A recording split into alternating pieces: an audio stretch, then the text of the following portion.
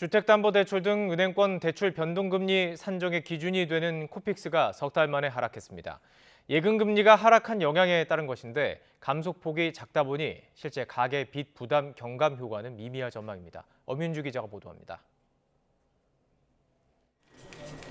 은행 변동형 대출금리 산정의 기준이 되는 자금 조달 비용 지수 코픽스가 상승세를 멈췄습니다.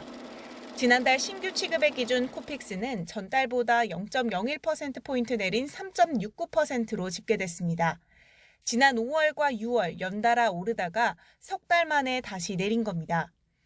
코픽스는 국내 은행이 조달한 자금의 가중 평균 금리로 예적금 등 수신 상품의 금리 변동이 반영됩니다.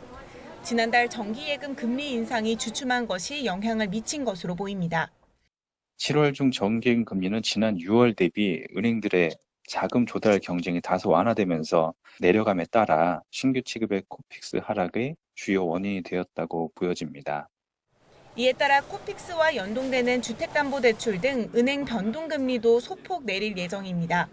하지만 워낙 감소폭이 작아 실제 가계 빚 부담을 완화시켜줄 수 있을지에 대해서는 회의적입니다. 신용 위험도가 높은 계층을 중심으로 한 원리금 상환 부담은 높아져 있는 상황이고요. 실질적인 위험 부담이 신용도가 낮은 차주를 중심으로 높아지고 있는 상황으로 판단됩니다. 일단 수치적으로는 대출금리가 하향 조정되겠지만 금융당국 입장에서는 역대 최대로 불어난 가계대출이 여전히 부담스럽습니다. 총 부채 원리금 상환 비율, DSR 산정 체계가 적정한지 따져보기 위해 이번 달 은행권에 대한 현장 점검에 나서는 배경이기도 합니다. 과거보다 훨씬 더 DSR 중심으로의 관리가 중요해졌기 때문에 주담대 산정 과정에서 그것들이 적정한지를 아마 저희가 실태 점검을 하게 될 것이고 하반기에 가계대출과 관련된 여러 가지 정책에 반영할 부분이 없는 것을 챙겨볼 것이고 그러면서도 금융당국은 지금의 가계대출 증가세는 관리 가능한 범위에 있다고 거듭 강조했습니다. YTN 엄윤주입니다.